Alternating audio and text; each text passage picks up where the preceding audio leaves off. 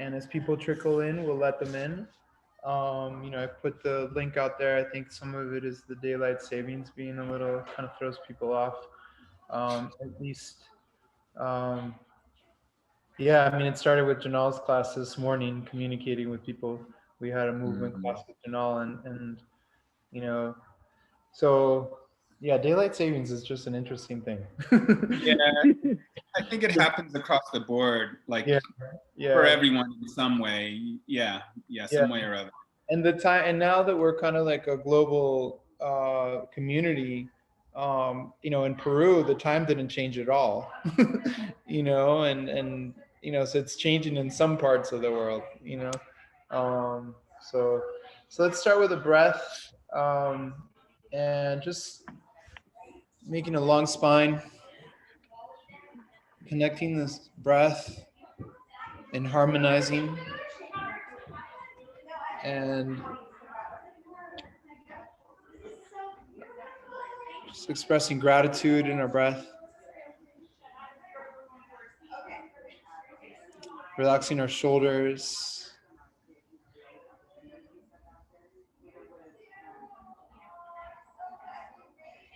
a lot of gratitude for the space to learn from one another, to be humbled by each other, and to expand this circle of positivity and compassion and courage.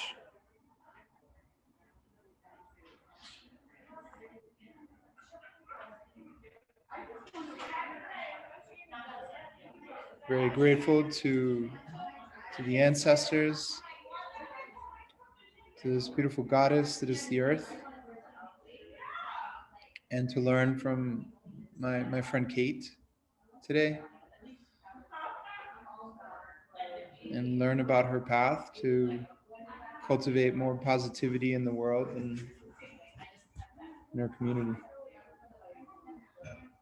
So let's give ourselves one nice long inhale,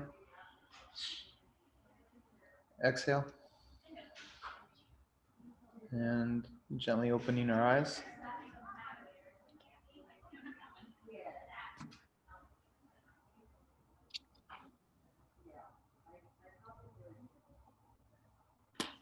And Kate, I think maybe like to read a little bit about your work before we get started. So Salim, unless you want to read it, It's okay. Keep flowing, bro. okay. So Kate Herrera-Jenkins, she's an active member of and you can correct me if my pronunciation is off, Kate, the Cochiti Pueblo. Yeah, Uh, Coach T. Cochiti Pueblo in New Mexico. She's the owner of Kiva Hot Yoga in Birmingham, Alabama, and the owner of the Iron Tribe in New Orleans. Wow, Kate moves a bit. um, and the founder of Native Strength Revolution. Kate attended Loyola University in New Orleans, and she graduated with a bachelor's degree in music therapy. She moved to New York City in '98, and there her career with music therapy developed into a love for service with kids and special needs, kids, youth, and developed a passion for working with the elderly. And she continued to serve the elderly through movement, music, and recreation. In 2008, she discovered hot yoga and immediately wanted to share this healing modality with the world. She attended 9 weeks of hot yoga training, and she was certified in that modality. And she also studied yin yoga with Bernie Clark and vinyasa. And in 2010, she founded Kiva Hot Yoga in Birmingham. And in 2014, she was an affiliated Yoga Alliance teacher. Also in 2014, her and her husband Carrie, uh, who's a former NFL player, opened Iron Tribe Fitness in downtown New Orleans. And Kate was a three-term ambassador with Lululemon Athletica and the Athletica, and the partnership led to the creation of um, the the Native Strength Revolution (NSR). And in 2014, that was born. This nonprofit was born through fundraising. NSR has been able to provide continuing ed and opportunities for Native yoga teachers and now training specifically for Indigenous people. And stoked to learn about that. And Yeah. that's what I have here on your bio. And anything you want to add, Kate, like as we continue the conversation and share, please, uh, you know, um, anything you're excited to learn about. I'm excited to learn about what you're excited today in your work. So thank you, Kate. Welcome to the Synergy Sangha. Well, thanks, Francisco. Really, yeah, I wanted to talk today, just give the story of how my culture and what I've learned from my family and what they've learned from their ancestors, and they learned from their ancestors, how it all comes to present day. And yeah, before I start, I want to thank my ancestors and just pray to God. May the words of my mouth and the meditation of my heart be pleasing to you, for you all who are here today, and for whoever will be listening to this at a later date. I'm just so glad you're here. And yeah, so everything that you mentioned led me up to this point where we are now here in 2020, and really amazing times. And so, yeah, so my dad is from Cochiti Pueblo, which is just outside Santa Fe, New Mexico. And it's a beautiful little Pueblo. So the Pueblo tribe, it's all in New Mexico. There's 19 different Pueblos. There's northern Pueblos, there's southern Pueblos, language completely different, northern comparison to the southern. And so we're from a southern Pueblo, which is cool because I'm from the South now. I live in Alabama, and I'll get to like how I ended up here in Alabama too. So from a young age, pretty much as long as I can remember, even though I never lived full time on the reservation, we'd go there every summer and spend the whole summer with family, specifically my grandparents, and really learn a lot of the ways just by being there every day. And so from a young girl took part in what we call the corn dance. So every Pueblo has a patron saint, and to keep our traditions, we lined up our traditions, our dances, our ceremonies with the Catholic calendar. So the Spanish came in when they came in, and they said, well, you can't do this because it's not pleasing to, our judgment of what we think, God wants. So they're like, all right, it's cool. This is for Easter. Oh, it's cool. This is for Epiphany, or it's good. It's for Saint Bonaventure, our patron saint of the village. So every village, every Pueblo has a patron saint. So this is the biggest day of celebration when it's your patron saint's day. It's a big celebration. It's a feast or fiesta. And so we cook. And so that's the main thing, right? It's called a feast. So you have to cook. So you cook for like hundreds of people to possibly come into your house in like one day. And so that's the way we always connect with family. Maybe we haven't seen them all year. We make this food to prepare for people to come in our house and people we might even know. So it's our way of being a community and giving to those who might really need it. Some people go, this is their thing, they go from Pueblo to Pueblo just to get a good meal, because some of the outlying tribes might not have the same resources that we do. So on feast day, big dance. And so it's called the corn dance. And so for the 4 days that come before the feast day, we have practice. So every year the songs are different. So even though these dances are ancient, they're thousands of years old, we have new songs every year. So there's a little bit of nuances and these dances that we learn. So you go and you practice for 4 nights in the kiva. And so the kiva, every village has a kiva. And you can go see kivas if you go to national parks in New Mexico, like Bandelier, national monuments like Bandelier, Chaco Canyon. They all have these ancient structures that are still in place. So back in the day, these kivas used to be underground. So you'll see, you can actually look down into a kiva. Nowadays, they built them just, I guess, for ease on top of the ground, but you still have to go up this ladder, or excuse me, have to go up a set of stairs to go down this ladder into the kiva.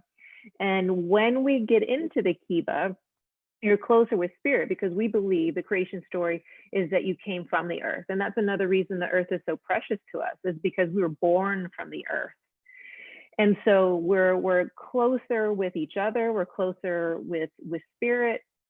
And so we dance, we practice for like 3 hours every night. And it's middle of July, it's New Mexico, it's hot. So it's probably about 105 degrees with 40% humidity. And that might sound familiar to some of you who might have experienced a hot yoga class. So, and that will come back to that. So it's just something that really just I wanted to do every year. I know some of the kids are just like, oh, this is misery. Oh, it's so hot. Everybody's so slimy when we rub shoulders in here dancing so close. But something about it, I just like, this is amazing. And I loved it. And I loved just this feeling of close, sweaty community. It was just the best. And so, I've done that every year. So I've probably done it for about, I'm 45 now, so about 40 years. Except for this year, it was the first year we didn't have the feast day. We celebrated in different ways though.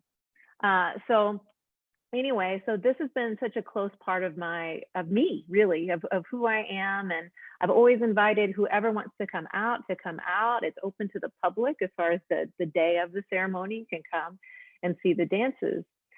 And so I guess start to fast forward into adulthood, and took my first hot yoga class in Atlanta. Jason Ewing was his name, was the guy who taught class. And the room was, of course, I think most of you probably taken a hot yoga class. It was so hot. I passed out before classes started. I just wasn't prepared. I kind of had a wild night probably before. My best friend in Atlanta was there that took me to the class. Didn't know it was that hot. Didn't know it was gonna be 90 minutes long. Oh my goodness. And so yeah, we did the class, and I really don't even remember. I went out of my body in a way. Like I knew like this is really hard. I'm kind of in a weird physical way, and I need help. And like I think I just must have called for like help from the spirit world or from God. And so afterwards, I just thought, this is the most amazing experience. Like it's the first time I felt like I was in the kiva, outside of the kiva. And I thought, oh my gosh, I can replicate something that's so precious to me, and really the sense of connection and like serious community. Because it's not easy, right? It's like people are sweating, it's a struggle. No matter how many decades you've been doing it, it's always hard. It gets better. It's just always challenging, right? And so I just became so I wanted to learn the discipline of it. And I loved it in that in our culture, things are always, the traditions are always the same. You go into the kiva, you go in the same way, like the same counterclockwise direction. There's certain nuances of everything that is very disciplined. I guess that's the way I can think of. And so that's what I enjoyed about the 26 postures, the specific kind of hot yoga.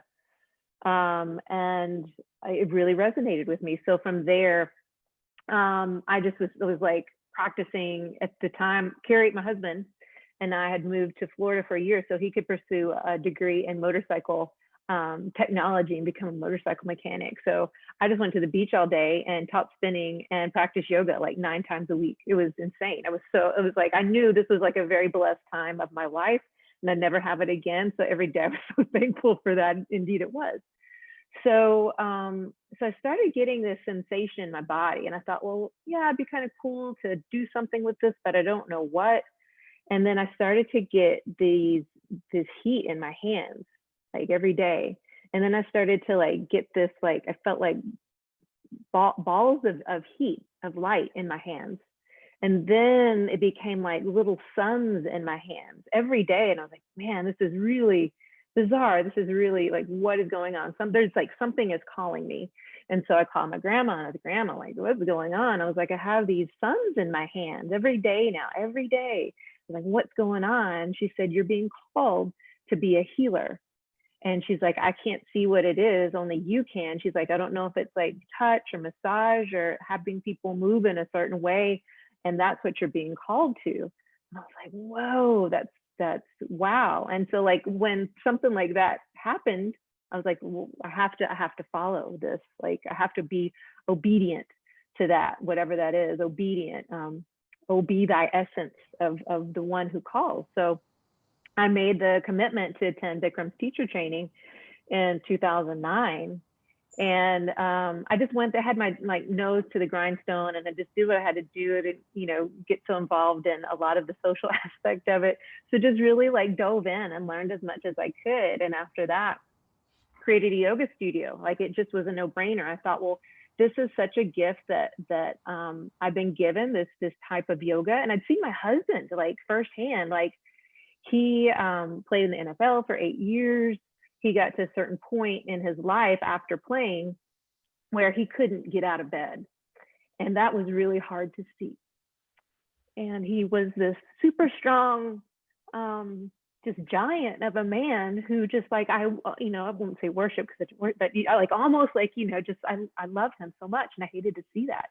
And so he started to come to yoga with me before I went to teacher training. And I saw he's like, his body improved, his mind improved, his spirit improved. And so I just started to see that difference happen, and I wanted to share it with everyone. And so yeah, I opened the studio, and so we've been open for 10 years. And So just, that's Kiva Hot Yoga. That is Kiva Hot Yoga. So we started out as Bikram Yoga of Birmingham, and then did change our name really because I enjoy other yoga lineages. I was going across town to teach a vinyasa class, or going over here to take a yin class. And as an affiliate, we couldn't do any of that. So about 2 years in, so I guess about 2013, 2014, we changed over to Kiva Hot Yoga. And I kept searching for a name, like, what can I call it? What can I call it? And I was like, you know, yeah, the answer's right there. I became called to this because I felt like I was in the Kiva, and I want to be able to have this place with the hope that it brings people to a closer place and their spiritual connection through hot yoga. So we call it Kiva Hot Yoga. So that's how we got the name. And so try to bring the Kiva like feeling and the Kiva like inspiration outside to like other parts of the world, like other parts of your community. That was the intention, like with the name, I guess. That's pretty clear. Yeah. Cool. Yeah. And there's so many things within Native tradition that we keep to ourselves, that we can't explain every little nuance and detail and ceremony or anything like that. Yet this was something like I didn't even need words to say what's going on. Like some people love this backstory, and a lot of people said, yeah, I'm gonna watch the recording of this, actual thing when they get a chance. But yeah, I do tell bits and pieces of this. This is why we're here. And then of course, like seeing, these physical transformations is great. And I think that's why people normally come in like, oh, my back, or oh, my injury, or whatever it is. And then we see something happen here in their heart.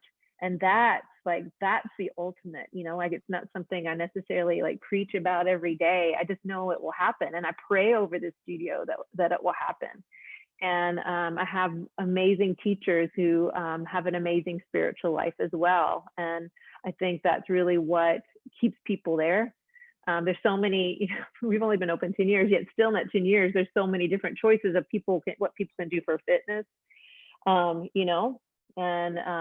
we want to make it beyond that. And I think really in the past couple of years, I've been more bold about letting people know that this is, when they're ready, this is where it can lead. This is like where we can really go with a yoga practice, and really having that quiet meditative space in your life, to be able to get quiet and surrender and let God take control, the creator take control, or however you identify your God. So we've been open for 10 years, or we've been open for 10 years now, but after leaving the Bikram community, I just decided to do my own teacher training, because when you have a studio and people come back from a training, you kind of like train them anyway, kind of like, fine tune a lot of stuff that you wanted according to your studio. So we started offering trainings, and so I knew, well, gosh, eventually, like, what could I do with this training? And that's also where the vision for Native Strength came in. But originally, so you mentioned Lululemon, and it's like, people are like, why would she even mention like, a sponsorship? And it wasn't so much that, back in the day, I felt like Lululemon was a bit different culturally, and they really did. It was family owned. It was like literally this family owned business. Chip Wilson founded it. His sister-in-law was named Suzanne Conrad, who's still my teacher. She was the director of possibility for the company, and she led everyone in this culture of creating vision and goals. And I was like, ooh, vision, like that sounds so cool. It sounds like part of what I want, like as a native, like, you know, think about vision quest and like having this vision that continues to drive you and having a purpose. And like really vision, you know, comes from God. It comes from the creator. And it's up to us to get quiet and like try to peel off like all the layers and all the veils so we can truly see that vision. Not with just our eyes, but with our heart too. So she taught me about vision and goals. So I was given this trip from Lululemon to go up to Canada and work with her. And it just changed my life. And so for the first time, I had this vision. And it was not just like it was a specific vision. It was a 10-year vision. And this was 10 years ago, which I think is kind of cool. Well, it was about 9 years ago. And so that was my vision back then, was that I was going to create this new wellness movement throughout all of Indian country, throughout the US and Canada. And so the plan then, because I couldn't see yet as much as the creator could see, I could just see pieces of it. I was going to have an 18-wheeler truck, and I was going to drive it from Pueblo to Pueblo, because the Pueblos are all pretty close together. Like you could kind of hit like maybe 2 or 3 in a day. And so I was going to get my CDL license, and like this yoga room was either going to billow out of the trailer of the hot yoga truck, or the actual trailer of the hot yoga or of the truck was going to be a hot yoga room. And I was just going to go drive it and then teach yoga everywhere. And then I would see like kind of like people do pop-ups or food trucks. You kind of see what part of town or what area it really picks up. And then you might actually, you know, see about getting funding for a true bricks and mortar. So that was kind of the idea. Where can I find leadership within each Pueblo that eventually somebody will take it over? So that was the original plan. Kate, and then, yeah. did you have to get like a truck driver's license for that too? That's like a whole you other... do. And that was actually my, like, you can ask anybody in high school, my goal when I was a kid was to be a truck driver. I like totally wanted to be a truck. So it was like not like a weird thing to me. I was like, this is totally along with my goal when I was a kid. I want to be a truck driver. So yeah. Or my husband, he was totally on board too. He loves to drive weird things and fix anything with a motor. So he was on board too. He could totally be the driver. So that was the vision. And then, so I had this teacher, so back to like realizing, okay, now I'm leading these teacher trainings. This is the direction we need to go into. And this is how we can really affect so many more people, is to train others how to go back to their communities and teach yoga. So still, like, I still think the truck could work one day, because I love trucks so much and I want to see it work. Yet the thing is even if I go 3 Pueblos over, most of those people are not going to know who I am, and it is not going to matter that I'm there or I have good intentions. There's no relationship there. There's no trust. So the program would just fall on its face more than likely. And so that's really what it takes, is somebody from the community who has a very similar vision of their people elevating their wellness. Because let me tell you, so we haven't even talked about that, about where we are in a lot of Indian country throughout US and Canada.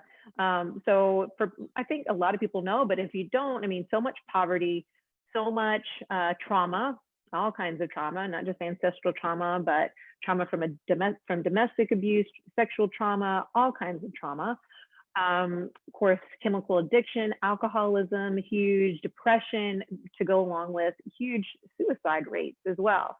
And of course, obesity from poor nutrition and all these diseases that go along with obesity that can totally be prevented through change of lifestyle, of specific nutrition and movement lifestyle. So yeah, like in some places, 1 out of every 2 kids has type 2 diabetes. And y'all, that's the diabetes you get because of poor nutrition. That's not just something you're born with.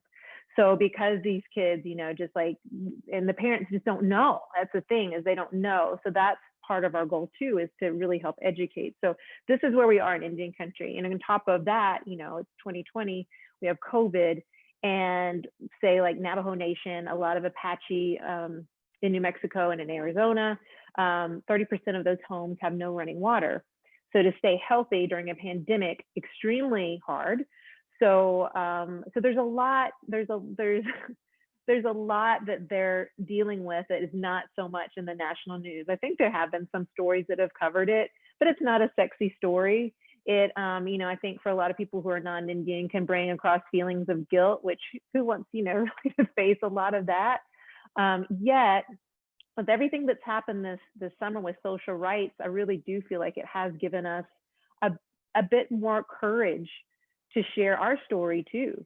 Like we completely like support what's gone on around the country. We do believe that Black Lives Matter, and we, you know, see the strength coming from movements like that, and we're like, hey, you know, we might be able to do something like that too, you know? So like we're a little behind maybe, yet we're really like, it's given us this more momentum. So this is where we are. And it's really, it's similar to any underserved community, right? So all these things are much more prevalent in communities like that. So in yoga, it shouldn't be a luxury. Movement shouldn't be a luxury. Organic food that's not pumped full of hormones shouldn't be a luxury. Knowing how to farm or having a container garden is not a luxury. These are all things that every human needs. And this is our ancient way of life.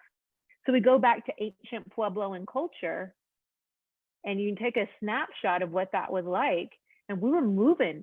The way we messaged from Pueblo to Pueblo, or even outside the tribe, were runners. I mean, everybody ran, you know, and if you weren't running, you were farming. And so very agricultural society, just moving all the time. And of course, you know, the agriculture had to be amazing, you know, no hormones or anything like that now that we have in our systems, or in our food, which eventually goes into our system. So very different lifestyle. And so a lot of people, even now, I know I'm kind of going off on a tangent here with wellness and really nutrition too, but that's also what we teach. So we don't just teach yoga. We want to make sure people understand. We kind of have these little mini sanghas every week on Facebook Live. And so I learned so much from one of our members who just went through the teacher training, who started this potato project. She's from a tribe in Idaho. So like they're, you know, Idaho and potatoes, they're kind of known hand in hand. And so talking about how genetically potatoes have been so modified, they're not really even a potato anymore. It's straight, you know, sugar. Like it's just crap quality that turns into sugar. And so a native thinks, well, I'm eating my, you know, native tradition. This is what my ancestors, like, no, this is not the same thing that we've been eating. And so no matter what tribe we're from, the main thing that we're eating is not the same quality. It's all modified, it's all processed. So we think, oh, I'm eating this traditional bread. No, that traditional bread unfortunately came from this bluebird flour that's so processed, so bleached, has no nutritional value. It's not the same bread. So this is where we come in, is educating people, not just Native people, but all people. I learned so much about potatoes and like what kind of potato I need to be looking for over the last week. It's kind of rocked my world because I'm half Irish too. So my mom is Irish. I'm like, oh my gosh, this is happening. This is happening. Potatoes too. We got to find the right potato.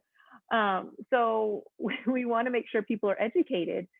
The Pueblo tribe had this amazing program called MoGrow. And it's also what helped even put more wind in my sails about the truck. It was this 18-wheeler. It was like a Whole Foods on 18 wheels that would go from Pueblo to Pueblo.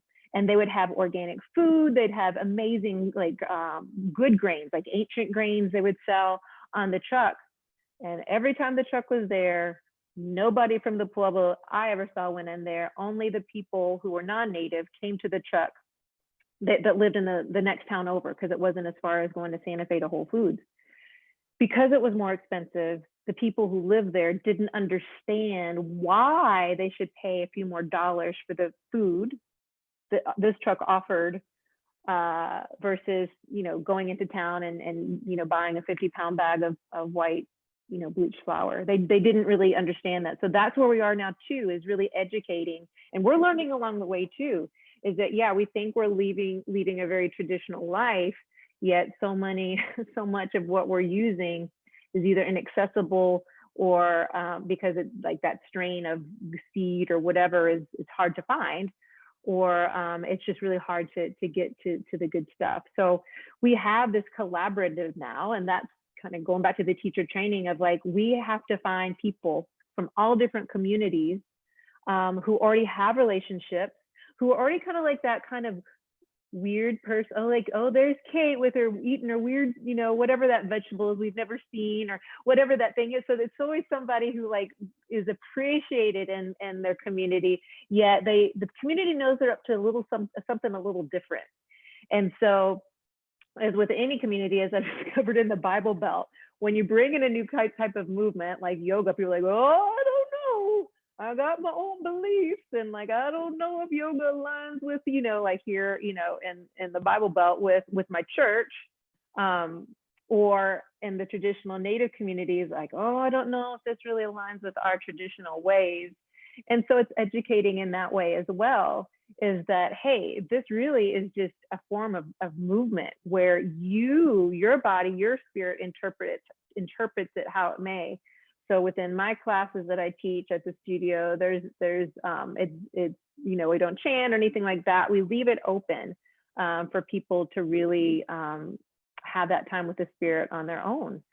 So yeah, that's another aspect of it too, is educating people within the Native communities. Like, no, we're not bringing in, you know, necessarily like a new religion or Hinduism or anything like that. No, this is a way that we can actually start to help cure diabetes. And like, wow, what an amazing thing this would be, instead of the diabetes program that we've had in place that's pretty much the same, because my grandmother has diabetes. It's like offering the same exact services, which props to them for like holding ground and doing that, absolutely. Yet I don't see a lot of change, and I haven't seen any change in the rate of diabetes happening in Indian country. It's still an epidemic that can be stopped. So what a wonderful thing we can do is to bring a different kind of education once people like have like, okay, well, we kind of understand how this can combine with our tradition. And so, yeah, bringing back like how we start to farm again and how we start to move again. So people, again, think, oh, this is not the way we've done it. Well, a lot of times people that are so resistant to that don't remember the way they've done it. I've noticed that before, when people are a bit resistant to questions about their traditions or whatever, it's a lot of times because they don't know, or they're like, it's kind of, they're embarrassed to, like, you know, I'm 45, I have so much to learn. I'm not fluent in our language. I have so much to learn. So some people, it's kind of, it's embarrassing to even start asking questions.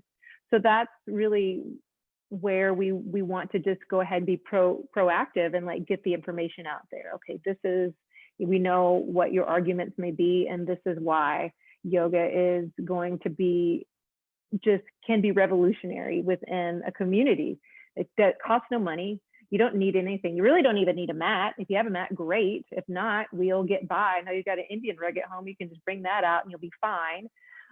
So it really takes that teacher, and who our teachers are. We find people really all throughout US and Canada through social media. And yeah, social media definitely has its downsides, but for I think for a lot of Indian people, and I say Indian, it's kind of old school, it's the way my grandma talks. And we refer to each other that way, yet a lot of people do prefer Indigenous or Native American or First Nations to our friends up north. And I forgot where I was going with that. So as far as how we find our teachers, and then social media like keeps us connected. Like, I've never been so connected with the Native community in all of my life. It's amazing. And how much, especially through this pandemic, I've learned from different cultures. And even like the state over, I had no idea there were Choctaw like practicing their traditions in the next state over, in Mississippi. They come over to Alabama for our Indigenous Peoples Day a couple weeks ago, and it's like, oh my gosh, wow, you know. So I'm continuing to learn, and so we all can really connect strongly through social media. And so when we find people for our training, a lot of people, like, the only yoga they've taken is YouTube, which is great. Like, wow, we're in like these ages where you could take classes from anyone in the world right now through Synergy Yoga, which y'all have like an awesome online presence, right? So people have access to anything, and like, that's fine. The only thing we ask that you have experience in, or not experience, but really is a heart to serve. Like you want a heart to serve. You have a heart to serve. You see the struggles that your people are going through day after day, and you haven't seen anything change. It becomes very frustrating, and you want to start to be that change. And I think as yoga teachers, we can all agree, if any yoga teachers are watching this on here, that we people do look to us sometimes, like as far as like, well, what are you eating now? Or like, hey, tell me about this. And so it can be such a new way of tribal leadership is what I see. Just as any political or leadership scene goes, there's still a lot of corrupt politicians or tribal officers, I guess you could say, tribal leaders within communities, and that can become very frustrating. And we think this is the only form of power, I guess, because this guy makes the decision about the casino, or this guy makes the decision about this and that. So I really believe that a new kind of tribal leader can be formed, and that's our wellness leader. And that's who we want, is not necessarily the most outspoken person, not the person with the best dancer pose, not the person, you know, that has the biggest social media following, but the person who has the relationship within their community, who really wants to make a change. And that's what it takes. I mean, it's scary to do something new. I think we all remember, like when we first became yoga teachers, or even before your first yoga class, you're like, oh my gosh, what is going to happen? Like, this is like the worst. And then we realize as we come, you know, further into that, being a yoga teacher or leader in whatever aspect you're a leader, as far as, you know, being a boss or whatever it is, or a mom in your family, like it's not even about us. Right? It's not about us. So we've got to get all those insecurities out of the way and just go for it. And that's one of the main things that we really teach people in this training is like, dude, it's not even about you. They don't care that you get the sequence right. They don't even know the sequence. This is their first like time, not even with yoga, with moving, besides Zumba, which is pretty much the only thing that's on the reservations around me, which props to Zumba. Zumba is awesome. Zumba is great. Zumba has created this community of dance and just moving together as a community, as a tribe. So props to Zumba for getting into the reservations and doing what they do. And I see space for yoga and so much more as well. So yeah, that's really kind of how we led, or I started, and then now we're like this collaborative. And we have people from all over US and Canada. So I always get excited, like, oh, we're an international training now, because we always get our brothers and sisters from Canada to come down and do the training with us as well. And now our next training is going to be online. So if travel, which that was a major barrier. I mean, we had a girl come from Northwest Territory, like the first, basically Arctic Circle, to fly down to New Orleans for our last training. That's not a cheap, undergoing. Then you have to pay for lodging and all that kind of stuff. And so even though, we love being in person, I see so much more possibility in many ways by doing our next training online and being able to reach people who are super remote like that, who otherwise wouldn't be able to afford the even though we do, scholarship most people, we still can't afford a plane ticket from Northwest Territory for everybody, So, and that's another kind of coming back in a circle with Lululemon. Lululemon has been extremely generous with us the last year. I think a lot of it is because the relationships that I started almost 10 years ago with them. And I said, this is the vision, it's going to happen. This is the vision, it's going to happen. This is the vision, it's happening. This is the vision, it's happening. Okay, now where are you? Come along. And they did come alongside of us and have supported us financially, and now made it possible for people to come pretty much tuition free to our teacher trainings. So we never want finances to ever be a barrier to someone attending training, especially, it's just a lot of money. I mean, period. I mean, the government should be funding all yoga teacher trainings, in my opinion, no matter who you're serving. But yeah, and so our next training starts in January and goes through the end of March, and have now this amazing cohort of people who are, it's not just me. Like the first training, it was pretty much just me. It was awful. I felt so bad for them. I'm like, oh my gosh, you just have me. Now we have all these people from all over that help lead the training, and we do focus on a lot of 12-step program. We do focus on a lot of trauma, because that's what a lot of our participants have experienced. So we continue to work on the person who, you know, has raised their hand to become a leader, so they can go back and lead their community through these things as well, and help them heal through addiction, help them heal through trauma as well. So it's very different than how I think how I started as a yoga teacher. I'd never even heard about trauma-informed yoga or anything like that, you know. I think in my training, somebody caught drinking, like, you're banished to like 12, like they had to go to like AA meetings every day or something like that before training even started. So it wasn't really like, there wasn't a lot of education. It was a different time. But anyway, so like we really want to make sure people feel equipped, because they're not going back to, say, you know, the average attendance maybe of a yoga studio in a nice part of town. It's a very different kind of people who need who are open to a different kind of healing. So yeah, I feel like I've talked for a lot, so I definitely want to hear if there's any questions or anything like that. But I feel, you know, you definitely haven't talked a lot. You know, I feel you've done a lot. You know, I think you're just giving us a little glimpse into like the jubilance and the spirit that you hold towards like what you do. And I could easily hear you talking more. You know, in the meantime, I'm like thinking of all these questions I want to ask you, and I'm sure, you know, Salim and, you know, Bryant, and, you know, I'm sure Yolanda like as well. So yeah, if anyone wants to start, you know, I'm curious. I'm going to start one question regarding the trainings. Um, you know, just more organizational, like on the structure of the nonprofit of Native Strength Revolution, the NGO that you direct. Um, how many trainings are you doing a year? Like how many people are able to join, you know, your trainings? And you know, and then you know, I have more questions. We'll start with that. yeah, the goal is 2 a year. Okay. This year we had one slated for November. I just heard it wasn't the right timing. I just didn't feel like it was the right timing. I felt like January was just the beginning of hey, there's Carmen. Oh, there's one of my beautiful teachers.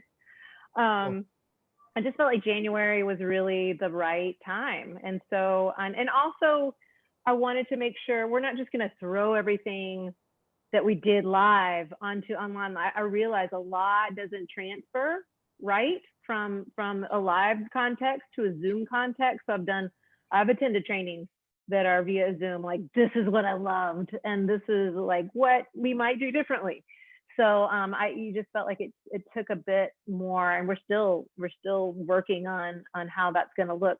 And then as far as how many will come on, I think every training we've had before is 20 or less. So I always think that's a good number, because I always want to make sure there's enough time for me or some of the other teachers now that we'll have present there for the trainings to be there and help anyone who needs it. I think, you know, I attended a super big training. I think there's like 420 of us, and that would be awesome to have that much demand one day. But I do think there is beauty in having a small group. And then within Zoom, you can have these little breakout groups, or, you know, people can get even closer and talk more and have more time with the subject matter and with each other. So yeah, so that's where we are now. And right now, I believe we have 10 signed up for the next training. So we have more room. You mentioned you met a beautiful presentation. First off, Kate really, for me, resonated with a lot of the work that I do as well here in Kenya. I run a program in the slum community here in Kenya. And I love you know, what you talked about in terms of, you know, identifying people within the community and really kind of planting seeds, having it come from the inside out instead of the kind of, you know, a different model, you know, someone outside of the community, and really making those linkages. To me, that's always been really important in a lot of the work we do at Synergy and my work outside, which has started to connect more and more. I was curious, you had mentioned that, okay, so Lululemon is like giving some financial support. I'm wondering how other people manage to finance the trainings as well. since typically yoga teacher, I mean, it's a lot of effort, of course, on your side. You are a nonprofit. So how does that work? How do people, how does the finance work for teacher What do you mean training? for the actual trainee? Is that what you're saying? Yeah. Yes. So I'm not new to fundraising. So normally where if they're tribe, well, okay, so there's different angles. So really where they come in is very little. It's just enough to say like, hey, I'm invested, because we've had a couple people ghost. And that's really disheartening, because like it's almost like I realized in the beginning I wanted it more than they did. That's something hard to like let go of. It's like anything in life, right? It's like a ex-boyfriend or whoever, it's like, oh. So make sure that they have like a minimal investment. So I think the first training was maybe like $300. And it went through, I mean, all of our funds, we had, so as far as where we get money, so we can make sure people don't have to pay a lot, is private people. So I think that's why there's such power in saying what your vision is and what your goals are, because I had people from my yoga studio here in Birmingham, Alabama say, I own a business, I want to donate, how much do you need? Y'all, like this kind of thing can happen. It's like these things are not meant to be secret. When the creator places a vision on your heart, it's happening with the help of others. Like you didn't intend for just like you to do it. So like we've got to ask for help. So have that.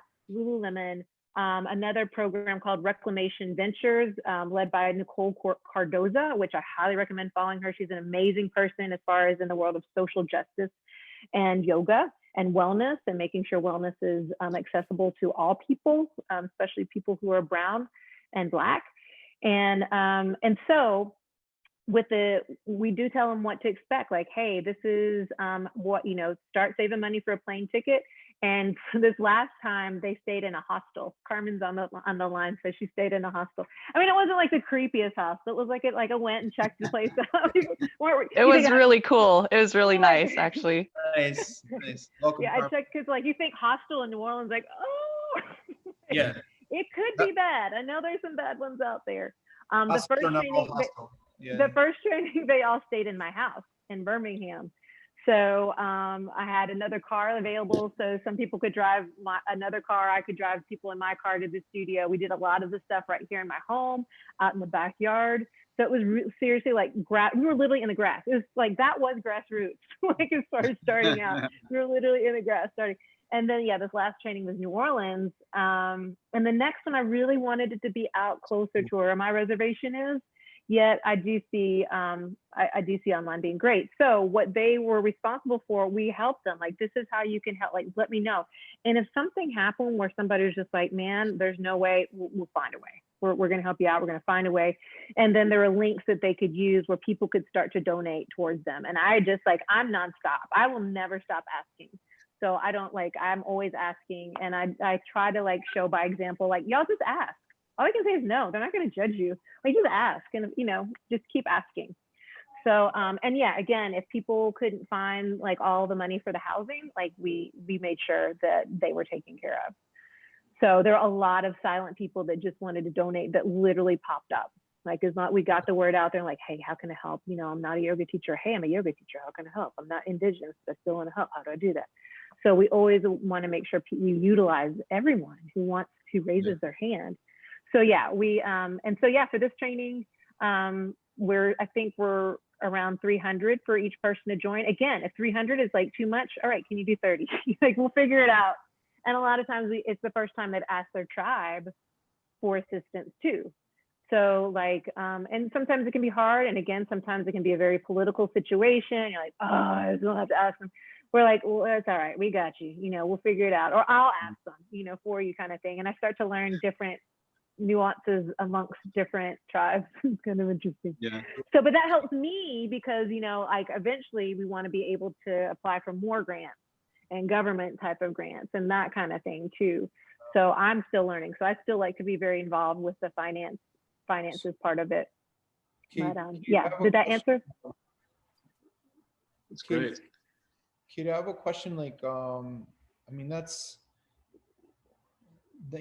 finances, it's a big struggle, and just, but it's really nice to know that, I mean, I really admire the way you're doing it, because that 300 or whatever that is, it shows, there's energy coming from the student that wants to learn, and they're invested, they're showing you Yeah. they're invested by raising that energy, you know Hmm.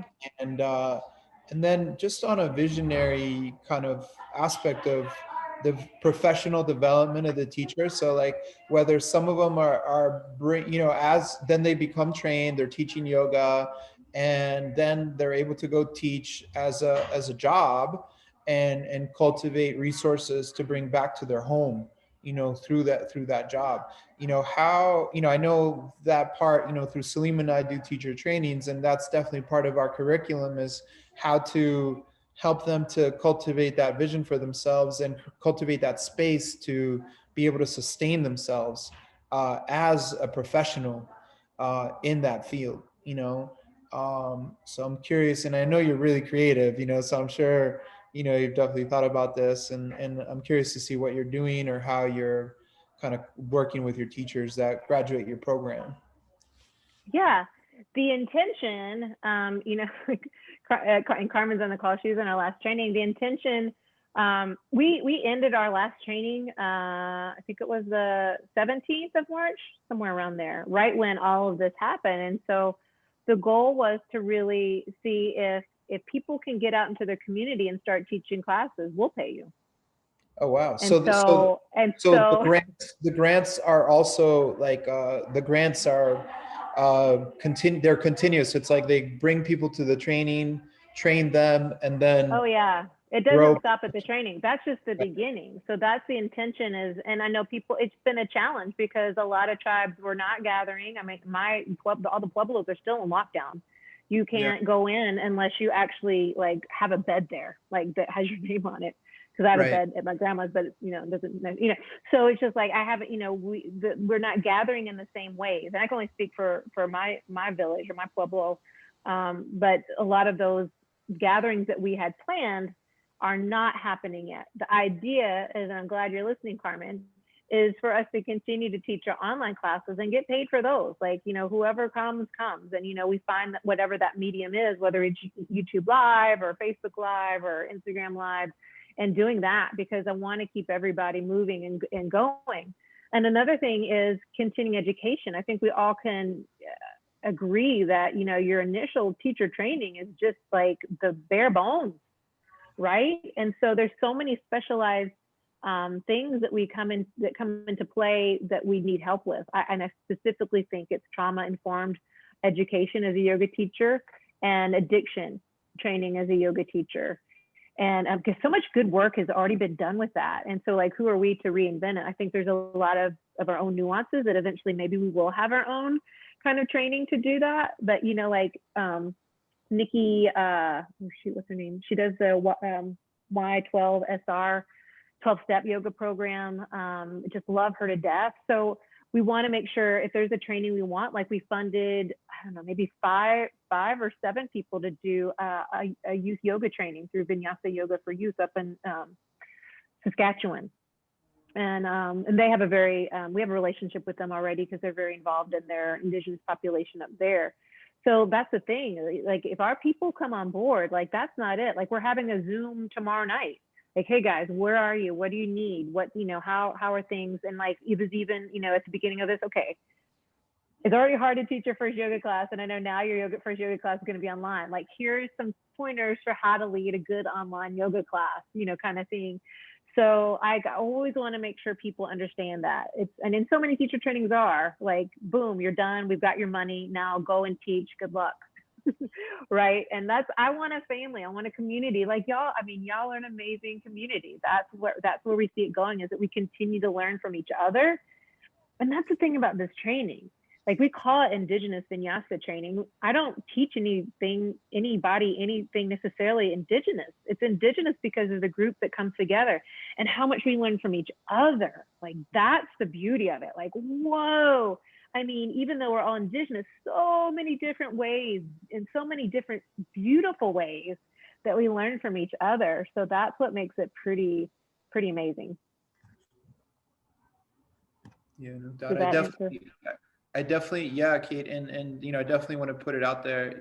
We'll keep going with the questions, but I definitely want to plant the seed that, I really love the work you do. I really, a lot of respect for the way, how you uphold your dreams, and I'm happy to think of more ways that we can collaborate with each other with synergy as well.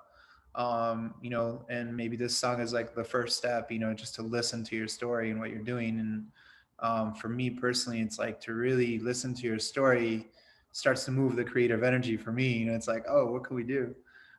Yeah. Um, And absolutely is my goal to like have people that can actually like help support their family through this. Yes. And oh my gosh, we were so grateful that we had a couple of team members come on, Preston and Johanna, as assistants. So it's not like a huge amount of money, yet they're like, hey, maybe we can work a couple hours a week on whatever you need, you don't have time for, to help out. Cause yeah, I mean, I'm still trying to keep 2 other businesses afloat, and they have that, all the people that have been through our training have that similar drive and passion, want to keep it going. Carmen was in our last little song that we have. That's the potato project I was talking about.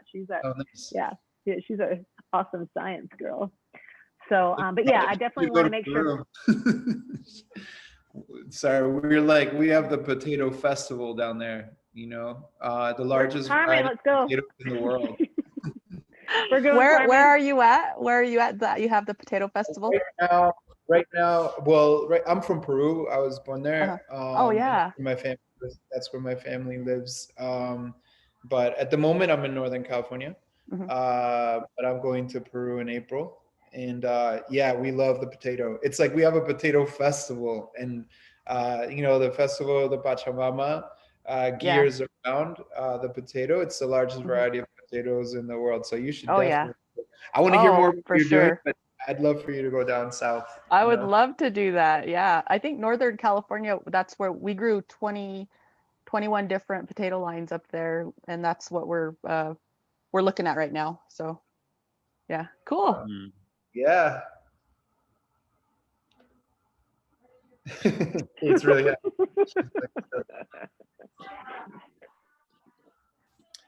Did we have anything else? Yeah, I see you leaning in, Dad. I think you have to unmute though. It's okay. You mean I have to be heard? You could text us. I'd rather hear your voice. Is it just going through the ether? We're not there yet. We're getting there. The telepathic message, almost. Work on that. I was saying, Kate, that I loved your presentation, your energy and your ideas and your optimism, and all of the the kind of strategic way you think about this. I had a question. There's a group up in Northwest Alabama, a couple of them, that work with abused families. And so I'm wondering, are your trainings open to people who are not from the Indian communities? They are. We do feel like we cover a lot that is kind of specific to Indigenous people. Our last training, we did have a couple of white allies. And our first training, we actually had 2 Black trainees from here in Birmingham. So in our next training, we will have, I haven't told her yet, but a girl who's from Afghanistan and wants to teach virtually to her people there, her tribe, and then go back and be able to teach when she goes back there. So yeah, I used to think, yeah, it was. And then like hearing this girl's story, I was like, oh my gosh, like so many of her struggles are so similar, yet Right. like she's in grew up in a war zone. Holy smoke. So, it's just like, you say like, yeah, only, and then something happens where I'm like, oh, well, this person really needs to be with our group too. So, yeah. And that's part of my grandmother is that I think we would like to be like, as kids, talking about the feast day, these people from this neighboring tribe would always come in and they would never say thank you. And they would stuff food in their purse and they would leave and just no, very different culture. And we'd be like, Grandma, do you see these people? Like, they're not from our tribe. They always come in, they say thank you. And she says, you might be this might be the only kind interaction they have today. Actually, she said it in a different way. She said, that could be Jesus in disguise.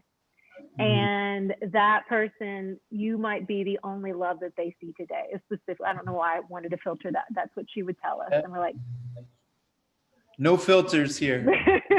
we're like, oh, Grandma. Yeah. And after that, and so it's like, she coached us in that way. Like, yeah, of course, like we want our culture to be preserved, yet there's so much of us that we want to make sure the world experiences, because they might not have experienced a spiritual situation like that, or love like that, or even a meal like that. So yeah.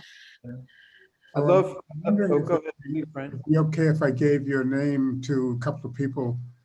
There's an organization called Unalome. They work with abused families up in Florence, Alabama, up that way. Yeah, I love Florence. Yeah, and then there's another organization called Safe Place, which is a facility for abused families up in Northwest Alabama we've worked with. And I would like to give them your name, and maybe. Absolutely. They don't do, as far as I know, work around trauma-informed yoga. And so that would be really valuable for them to have as a resource, if that'd be okay. For sure. Other question I had was, we worked for a while with a Nashantucket Pequot group up in Connecticut, and they have a big casino up there, Foxwoods Casino. Oh yeah. Have you attempted to make any contact with the casino populations? Because they have tremendous problems among the tribes that run those casinos with their kids in particular. So I'm wondering if if part of your vision is to both find a way to impact those, but also create relationships, because they have a lot of money. Yeah. One source I might even talk is Rolanda here. I don't know, what your relationship is, but yeah, I like with my tribe, we don't even have a casino. So it's not something like some neighboring pueblos do. It's not something that I know about yet, that I would love to align with people who know a little bit better about that. Uh-oh. Joshua, I think you're live, and I'm echoing. And thank you. And then, so I'm excited to, there we go. Thank you. Just to create relationships in any way. And so, I mean, I know I can't do it alone. So like, I'm so happy we've been able to bring a couple people on board and do stuff like that. But yeah, any contacts I'm all about. So for sure. Okay. But yeah, I do know, just from stories I've heard, casinos can be amazing and bring great resources to certain communities. And it depends on the leadership. And there's also ones where, all those funds are kept in a certain tiny little leadership group, unfortunately. And, they're not shared as maybe they could be. Thank you. So we can share, maybe Francisco can send Kate's contact, Francisco, to that? Yeah, I'll email Bryant and Kate together so that we're connected. I really, one thing that I think it's times for people to collaborate in organizations that are being inspired by their heart and by their grandmothers, to just do more working together to uplift one another. And I think that's one of the big things that we intend to do with Synergy. And it's like together we're greater than one by the self. So I think that's beautiful. So I'll email you guys together. Also, Kate, you mentioned your grandma so much, and obviously she's been a big inspiration for you. Oh. That's a painting that a friend did of her from a portrait that was made when she was in the all-Indian band in Winslow, Arizona, as the only girl member of the band when she was 14. Oh, wow. And she played the saxophone. She's still alive, 96. So I just had to give grandma. Well, yeah. I mean, geez, that's brilliant. She's awesome. There's a whole other song that actually is her. She's What kind of potatoes is she eating? What's that? What kind of potatoes is she eating? know, I need to find out for all of us, right? Circle of Elders. Yeah. Of Elders. No, We actually have we do an online wellness festival called Rising, and we have as a part of that a Circle of Elders, which includes my dad, and we've had 4 other elders as a part of that, and that's been really, and so it's great to hear that. I mean, we love that direct transmission, and obviously, like Francisco said, that's a central part of your life.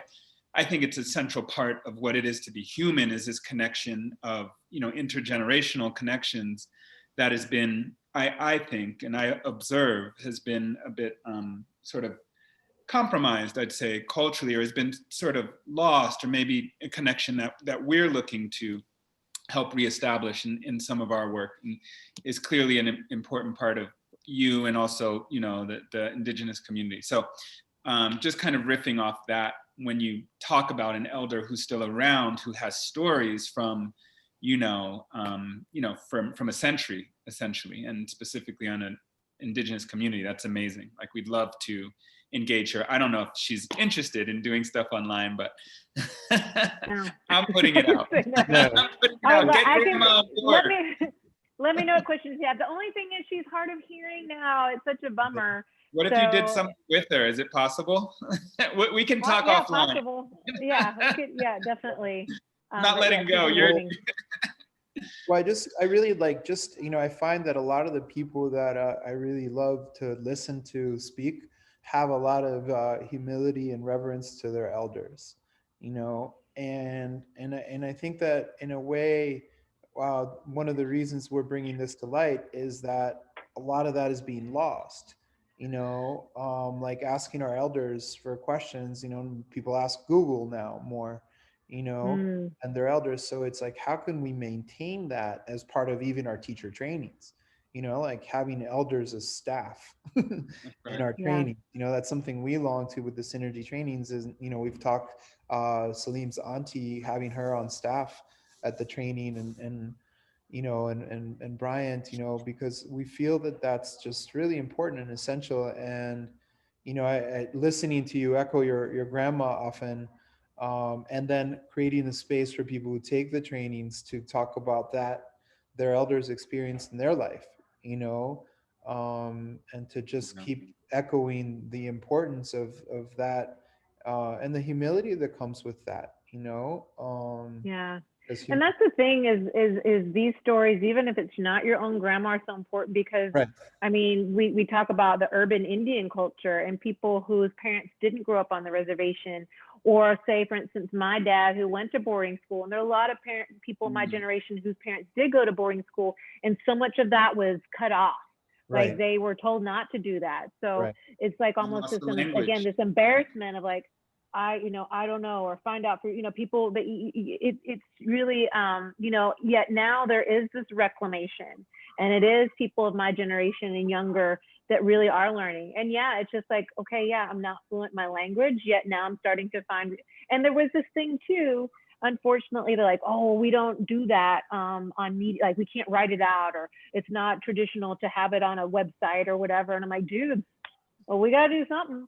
Because we're losing a lot. So I found one Pueblo over that has a language program. Because again, my grandma's gone deaf, and I used to practice with her. But now I'm using this web. So finding what resources and not being afraid to ask, other natives questions. Don't feel embarrassed about it. There's so many things I learned from my people in Native Strength Revolution. And we're all learning, we're all relearning, because there was that gap there in recent times for many people, unfortunately. Yet there's ways to continue to learn and read and listen to these stories from all cultures, whether it's Peru or, Jacksonville, Michigan. There is an organization called the National Indian Gaming Association, and it's association of all of the tribes that have ownership of casinos in the country. And they're always looking for ways of improving the quality of life and dealing with the kind of issues that you described earlier around addictions and poverty and stuff. And so it would just seem to me that'd be a place you might want to think about Thank you. going to find out if there's a way to connect with and offer the resources that you all bringing. Yeah, thank you so much. That's very helpful. And yeah, that's the plan, is like, I need that other person to like, all right, let's find these places. Now let's email them, or let's send them a personal, you know, I don't know, goodie That's a bag great or something. idea, Kate. And Yeah. I think I might be able to help you with that, because like my tribe, we're part of NIGA.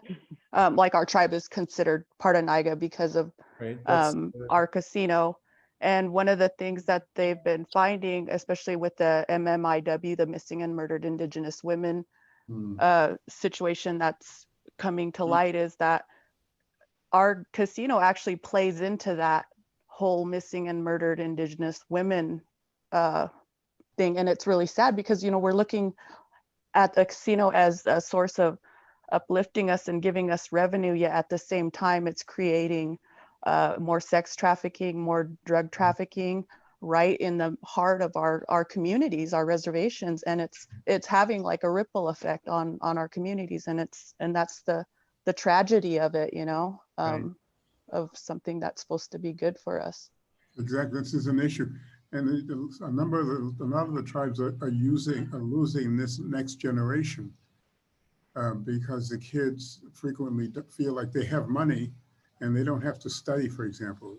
So they don't have to go to school, or they have access to automobiles and they get involved in drugs and stuff like that, or they lose contact with tribal values. And so an effort to restore tribal values for young people who are connected to the tribes that own casinos is a tremendous need. So the things like that yoga and the kinds of practices that you're describing, Kate, would fit right into the needs that are out there. And they're of course aligned with a lot of resources, potentially. Yeah. Thank you, Bryant. This is what my dad has been doing the last, I don't know, what, 50 years. He's 80, it'll be 83 in December. well, he's 83 years old, right? Okay, he's been doing it since birth, really. He's been a diversity consultant, so that's where this is natural for him to make connections. Yeah, I like this. That's awesome. Thank you. I'd love to talk to you more.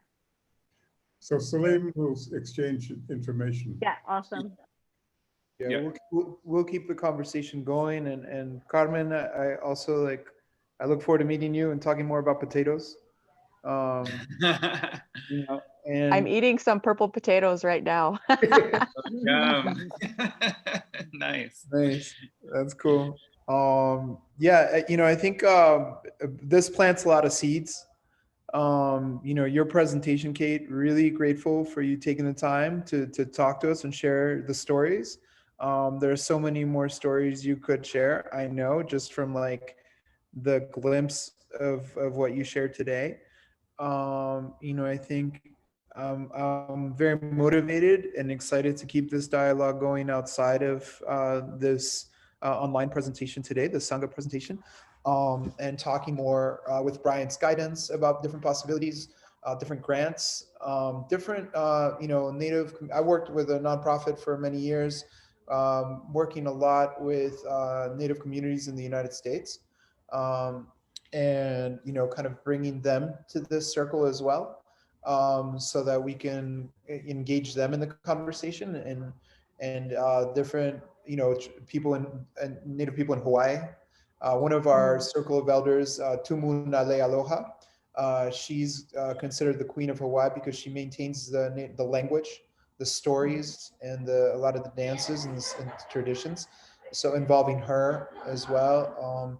So a lot of beautiful ideas rising from your presentation.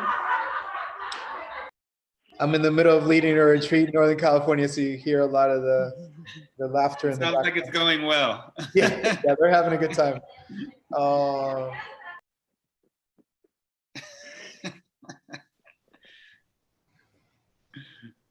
Yeah, I don't wanna... I love hearing laughter. Nice. Yeah, it's best medicine, right? It's the best medicine. yeah, it's really nice. We've had a good time. I've done a lot of body work, you know, with my buddy Lev in 3 days, over 28 massages to, you know, and a lot of yoga classes and walks in the trees. and my friend Ricardo flew up from Mexico to make our food. So we had a traditional Dia de los Muertos meal yesterday. Cool. Yeah, so thank you, Kate, for taking the time. Does anyone have any other questions or things that you would like to share? Anyone? I just want to share really quickly, Kate. Sorry I was late. We're having impromptu guests come over, so I'm trying to clean up and get stuff together. So I lost track of time and jumping on here, but I was like, better late than never. And I appreciate you doing that and doing what you're doing and letting people know the struggle that we're having within our communities on trying to find this reconnection back to our bodies, and to the land at the same time, because I think those things are kind of going together right now. A lot of us are trying to find our way back to Mother Earth, and trying to find our way back to our traditional ways of worship, and a lot of that is tied to the land and through movement, like our sun dances. When we're sun dancing, it's like a connection of the body and the earth together during these 3 days that we're fasting and dancing, and you come out feeling like this is what it should feel like to be a human being. This is what I wish I could feel like every single day of my life, because it's just like you're pouring out goodness, and you're like you feel like you're buzzing with, I guess it's the spirit, the Holy Spirit is what people say.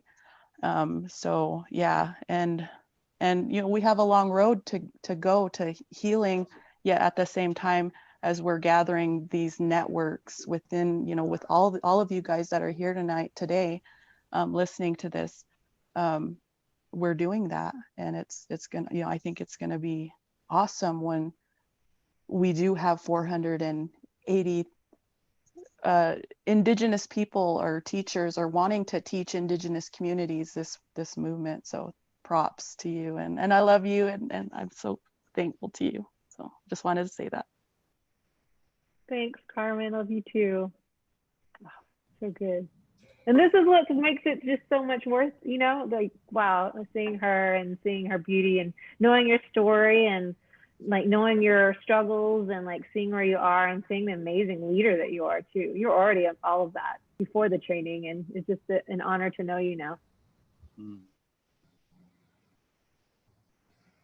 Beautiful. Thank y'all. Thank everybody for coming on today. I know it's a beautiful day where I am, so there's many other things you could be doing. Looks beautiful in Jacksonville, at least I can see this. Just started raining actually, so, but it's still beautiful. So thank you so much, Kate. I'm gonna close out on the recording. We can still close out, but just deepest gratitude for everyone for showing up. Really beautiful presentation, and for sure we want to continue the collaboration in different ways. There's a lot of things going on all sides. So we'll start with connecting with that and figuring out how to re-engage, maybe even on the online platform. So thank you all so much for being here. We'll close the recording now.